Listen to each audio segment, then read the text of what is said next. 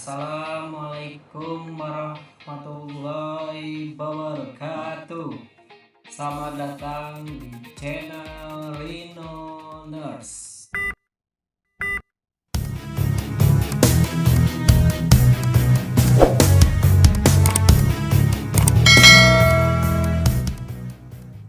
Oke, selamat datang di channel saya di YouTube.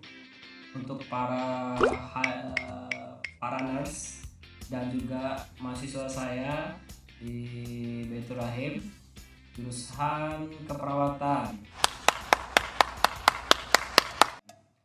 Tema hari ini adalah keselamatan kerja,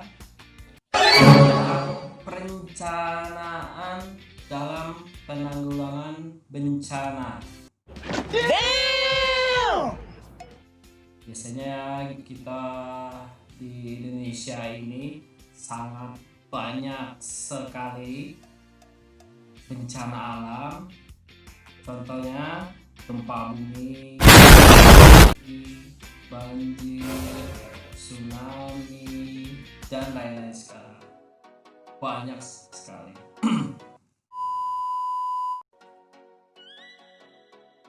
Saya ngambil berdasarkan dari Peraturan Kepala Badan Nasional Penanggulangan Bencana Nomor 4 Tahun 2008 tentang pedoman penyusunan perencanaan penanggulangan bencana.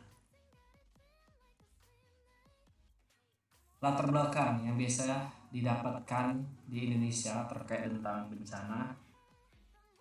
Indonesia yang terdiri dari gugusan kepulauan mempunyai potensi sangat dari bencana yang sangat tinggi, karena di daerah Indonesia ini banyak sekali pegunungan, perairan, lempengan yang biasa terjadi di seluruh masing-masing provinsi di Indonesia.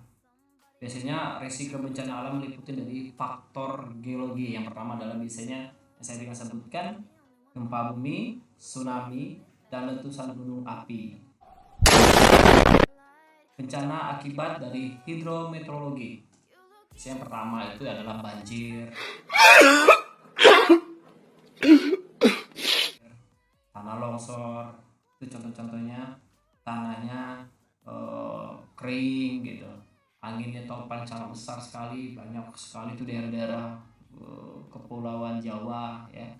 Bencana faktor biologinya adalah banyak sekali, yaitu wabah, penyakit manusia, itu banyak sekali penyakitnya, atau tanaman, ternak, hama, dan tanaman lain. Setelah kegagalan teknologi sepertinya atom, sejenis pencemaran bahan kimia, juga mengakibatkan ulah manusia sendiri terkait dengan konflik di antara manusia akibat perebutan sumber daya manusia yang tak terbatas. Alasan ideologi revolusi serta politik, sedangkan kedaruratan kompleks merupakan dari kombinasi dari situasi bencana pada suatu daerah konflik. Diam!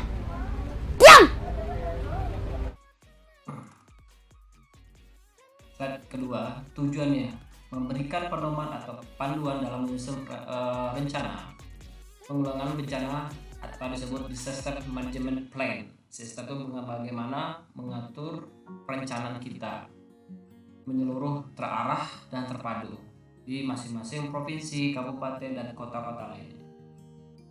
Ruang lingkup penyusunan rencana penanggulangan bencana ini meliputi yang pertama, pengenalan dan pengkajian ancaman bencana. Yang kedua, pemahaman tentang kerentanan masyarakat. Yang ketiga adalah analisis kemungkinan dampak bencana. Dilihat tuh analisis kira-kira daerah ini dampak bencana seperti apa. Daerah pegunungan yang banyak pegunungan, atau daerah yang sering gempa, itu banyak sekali. Yang keempat, pilihan tindakan pengurangan risiko bencana. Yang kelima, menentukan mekanisme kesiapan dan penanggulangan dampak bencana. Yang terakhir, alokasi tugas, kewenangan. Biasanya kewenangan sangat penting sih. Takutnya kalau tidak punya wewenang susah ngaturnya. Dan sumber daya manusia yang tersedia. Nah, sumber daya manusia itu sangat banyak sekali. Tenaga tuh dari aparat, TNI, polisi, perawat, dan tim bencana. Perencanaan dalam penanggulangan bencana yang pertama adalah penyelenggaraan penanggulangan bencana pemerintah dan pemerintah daerah bertanggung jawab, ya termasuk diri kita masing-masing terkait itu, sama-sama membahu berdasarkan Undang-Undang 24 tahun 2007 tentang penanggulangan bencana. Penyelenggaraan penanggulangan bencana adalah serangkaian upaya untuk meliputi penetapan kebijakan pembangunan berisiko, penetapan kebijakan pembangunan yang berisiko timbulnya bencana, kegiatan pencegahan bencana, tanggap darurat dan rehabilitasi. Rangkaian kegiatan tersebut apabila digambarkan dalam siklus penanggulangan bencana adalah sebagai berikut. Pada dasarnya, penyelenggaraan adalah 3 tahap, yakni yang pertama adalah pra bencana yang meliputi dari situasi tidak terjadi bencana, situasi terdapat potensi bencana. Itu yang kita perhatikan. Yang kedua adalah saat tanggap darurat yang dilakukan dalam situasi terjadi bencana. Yang ketiga adalah pasca bencana yang dilakukan dalam setelah terjadi bencana. Apa yang harus kita lakukan setelah bencana itu? Contoh, harusnya kita siapin banyak tuh, semua lingkungan elemen pemerintahan, institusi, dari persiapan makanan, tenda, kebutuhan primer, sekunder dan lain-lainnya. Tahapan bencana yang digambarkan di atas sebaiknya yang tadi ada pra, dan selanjutnya tidak dipahami salah satu pembagian tahapan tegas, di mana kegiatan pada tahap tertentu akan berakhir pada tahap-tahapan berikut dimulai akan, tetapi harus dipahami bahwa setiap waktu semua tahapan dilakukan secara bersama-sama. Makanya kalau kita tidak lakukan bersama-sama nggak akan bisa kita dalam porsi kegiatan yang berbeda masing-masing jobnya.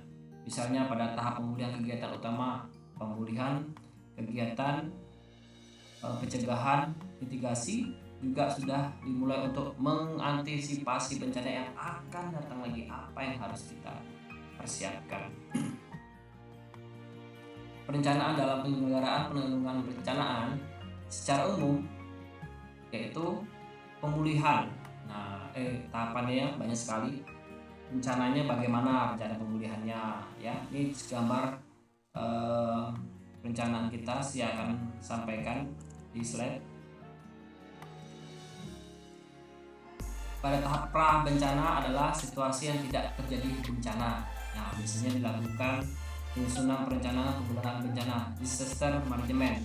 Manajemen itu bagaimana perencanaan kita dilakukan secara seluruh, meliputi tahapan bidang kerja masing-masing bencanaannya. Yang kedua adalah tahap pra bencana, ya.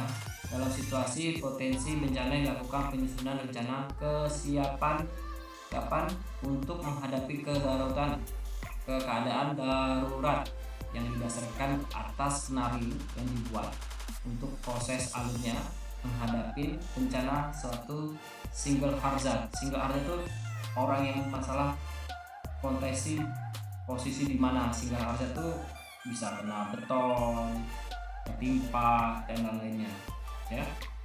Makanya harus continue, perencanaannya harus dipikirkan, ya. Perencanaan penanggulangan bencana. Rencana penanggulangan bencana disusun berdasarkan hasil analisis risiko bencana dan upaya penanggulangan yang dijabarkan oleh program kegiatan penanggulangan bencana dan rincian anggarannya. Seterusnya, rencana penanggulangan bencana ditetapkan oleh pemerintah dan pemerintah daerah masing-masing, kewenangan jangka lama 5 tahun. Penyusunannya rencanain koordinasi oleh pertama adalah BNPB, Badan Negara Perencanaan Bencana, itu tingkat nasional. Kalau Badan BPBD provinsi untuk tingkatkan masing-masing setiap provinsi, daerah, ya. Termasuk juga BPBD juga kabupaten daerah masing-masing. Jika ada masing-masing daerah itu ada bencana tersebut, itu masing-masing tingkatannya. Nah, proses penyusunan perencanaan penanggulangan bencana secara garis besarnya aja lah ya untuk penyusunannya. Yang pertama adalah pengenalan dan pengkajian yang harus lihat di penghijau yang kita tinjau, daerah ini seperti apa lokasinya, bencananya seperti apa, bahayanya seperti apa, itu yang harus kita, jangan kita langsung main cebur aja belum tahu apa kondisi lahannya. Itu harus penting pengenalan dulu. Kalau kita nggak tahu daerah itu akan berakibat fatal kita sendiri. Pengenalan kerentanan juga penting juga, bahayanya di situ ya. Juga saya sebutkan analisis kemungkinan dampaknya seperti apa bencana itu tersebut. Pilihan tindakan penanggulangan bencana. Nah, tindakan apa yang harus kita lakukan? Lihat kondisi bencana seperti apa. Contoh bukan air sih, banjir. Maaf. Kalau banjir itu banyak yang harus dilakukan, siapin bannya, talinya, dan lain-lain.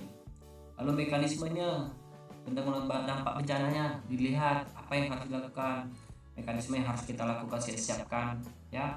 Lalu alokasi tugas dan peran instansi atau institusi masing-masing di badan penanggulangan bencana itu harus bekerja sama semua elemen. Oke. Yang berikutnya, uraian proses perencanaan penanggulangan bencana. Sebagaimana diuraikan di atas, langkah pertama adalah pengenalan bahaya atau ancaman bencana yang mengancam wilayah tersebut.